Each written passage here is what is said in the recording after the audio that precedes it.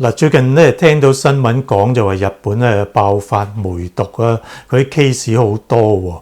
咁如果去日本旅行個風險大唔大咧？邊個城市最安全咧？今日咧就同大家深入分析一下。首先講講咧梅毒係咩病先？梅毒咧大家都知係性病，即係經性接觸傳染嘅病啦。咁梅毒嗰啲菌咧又即係通常就係經性接觸嘅時候咧，就皮膚接觸皮膚或者皮膚接觸黏膜，即係譬如或者口腔啊、陰道啊。通常咧梅毒去發嘅時候，佢就有個傷口喺度嘅，有笪損咗潰瘍咁樣樣，經嗰個缺口性接觸嘅時候咧就傳染俾性伴侶嘅。咁梅毒咧就分1、2、3、4期嘅，咁啊通常咧就到後期咧可以後果好嚴重嘅，即係可以影響埋啲神經系統啊、心臟啊。咁不過咧主要嚟講咧，今時今日即係喺譬如喺日本呢啲現代社會嚟講，我哋最關心嘅咧，其實主要都係頭嗰2個階段，即係第1個階段同埋第2個階段嘅梅毒咧。咁呢2個階段咧就最常見，大家可能會遇到。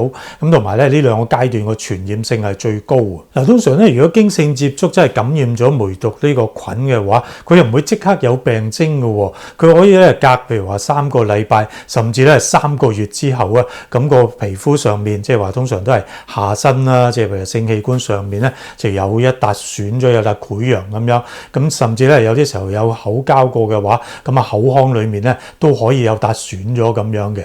咁佢有個特色咧，就唔係點痛嘅喎，冇乜感覺嘅。咁你唔醫佢咧，你唔理佢，佢都隔幾個禮拜，咁啊過咗佢又冇咗自己好翻嘅喎。嗱，如果咧潰瘍好翻咧，又唔係代表冇事啊，啲菌咧仍然係潛伏喺個身體裏面。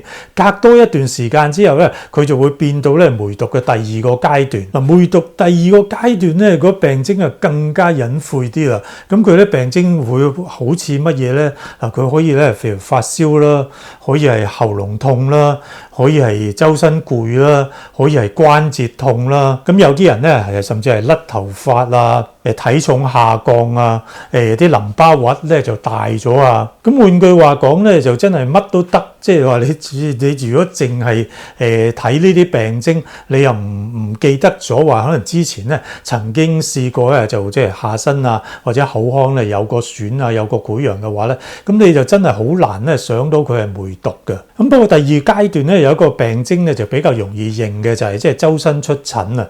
咁呢啲疹咧就即係同一般疹就比較唔同嘅地方，就係咧手板同腳板咧通常都出埋疹咁樣嘅。咁就大家咧好似睇下呢啲相片咧，就睇到咧手板腳板都會出啲紅疹。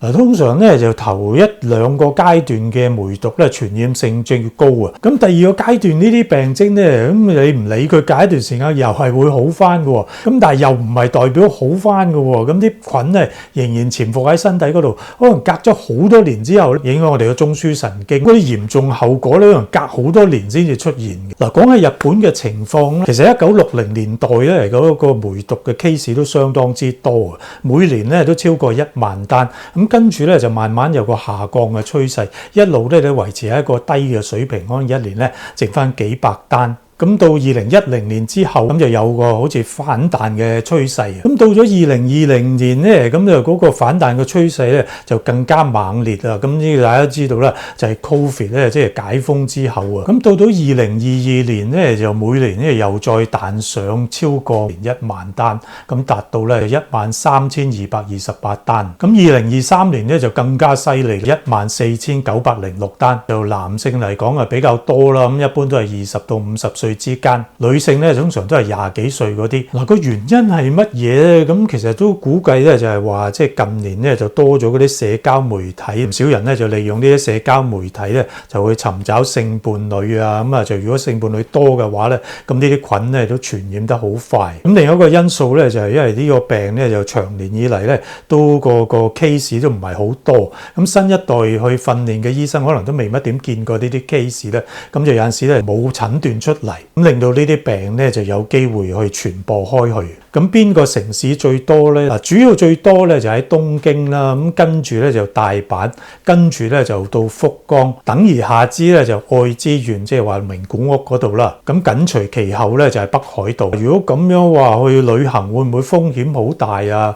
咁但係其實咧一般嚟講，你又唔使話太過擔心嘅，因為始終咧梅毒都係經性接觸傳染嘅病啦。你冇話同當地人有性接觸嘅話，其實就未必話太擔心。至於有啲人話有機會同當地人有性接觸嘅，咁記住咧就要使用安全套啦，唔係話100%，不過咧就的確可以減低咗傳染嘅機會。咁如果有啲人咧就即係個風險比較大嘅，咁啊定時都會同日本當地嘅人咧有性接觸嘅話，咁啊最好咧就間唔中咧就去驗下血，咁啊睇睇咧有冇感染到呢隻菌。咁及早知道有梅毒嘅話咧，醫就唔複雜嘅，差唔多你打一針嘅盤尼西林咧就可以清晒呢啲菌噶啦。好，今日講到呢度先啦，咁啊多謝大家收睇。咁啊 YouTube 嘅朋友咧，如果你未訂閱嘅話咧，記住咧撳埋個訂閱掣，撳埋個鐘仔先走啦。我哋嘅訂閱人數咧都接近40萬噶啦。咁亦都鼓勵大家咧可以參與我 Patreon 付費頻道嘅，咁裏面咧有更加多啲好有用嘅醫學影片。咁如果有啲突發嘅事情嘅話咧，咁我都會即係特別咧拍一啲嘅號